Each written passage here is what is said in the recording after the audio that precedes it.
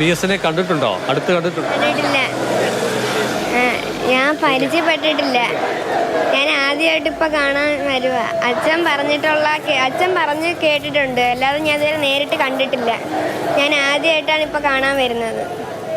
അച്ഛൻ പറഞ്ഞ അറിവ് എന്താണ് PS-നെ കുറിച്ച് മോൾക്ക്? അതൊരു ധീരനായ പോരാളിയായിരുന്നു, എല്ലാവർക്കും ഭയങ്കര ഇഷ്ടപ്പെട്ട ഒരു പോരാളിയായിരുന്നു എന്നൊക്കെയാണ് അച്ഛൻ പറഞ്ഞത്. വരണ്ടെന്ന് വിചാരിച്ചിരുന്നതാണ്, പിന്നെ മഴയായി, എനിക്ക് കാണണമെന്ന് വാശിയായതുകൊണ്ടാണ് ഞങ്ങളിപ്പോൾ വന്നത്.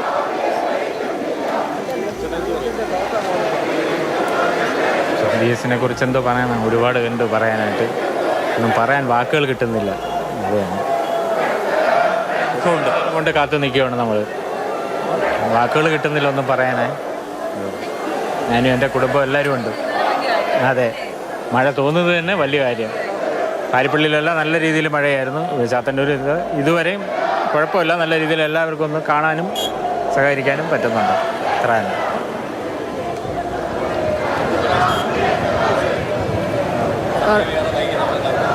ഒരുപാട് നേരം കൊണ്ട് നിൽക്കുന്നു. എന്തായാലും കണ്ടിട്ടേ പോകുന്നുള്ളൂ.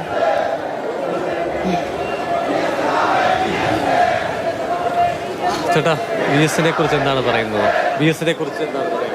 കേട്ടില്ല.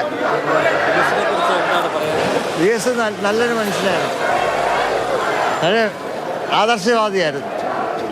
ജനങ്ങളെ സഹായിക്കാനുള്ള ഒരു മനുഷ്യൻ, ജനങ്ങളെ സേവിക്കാനുള്ള മനുഷ്യൻ.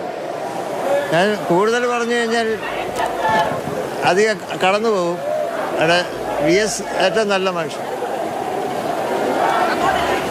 പങ്കുവയ്ക്കുന്നവരുടെ എല്ലാ അഭിപ്രായം ഒരേ നിലയിൽ തന്നെയാണ്. PS എന്ന ആൾ മനുഷ്യസ്നേഹിയാണ്, ജനപക്ഷത്തിന് ഒപ്പമായിരുന്നു. അദ്ദേഹത്തിൻ്റെ തീരുമാനങ്ങളും നിലപാടുകളും ഒക്കെ തന്നെ വരും വരായികളെക്കുറിച്ച് ചിന്തിക്കാതെ തൻ്റെ തീരുമാനം അല്ലെങ്കിൽ തൻ്റെ നിലപാട് അത് ശരിയെന്ന് തോന്നിയാൽ അതിനു വേണ്ടി നിലനിൽക്കുക, അത് അങ്ങനെയുള്ള നിലനിൽപ്പിന് വേണ്ടിയുള്ള പോരാട്ടം, അത് ജനങ്ങളുടെ, സാമാന്യ ജനങ്ങളുടെ, പാവപ്പെട്ടവരുടെ, കർഷക തൊഴിലാളികളുടെ, ചെത്തുതൊഴിലാളികളുടെ, അങ്ങനെയുള്ള ആളുകൾക്ക് ഒപ്പം നിൽക്കുന്ന ആൾ എന്നുള്ള മുഖമായിരുന്നു PS-ന് എക്കാലവും ഉണ്ടായിരുന്നത്.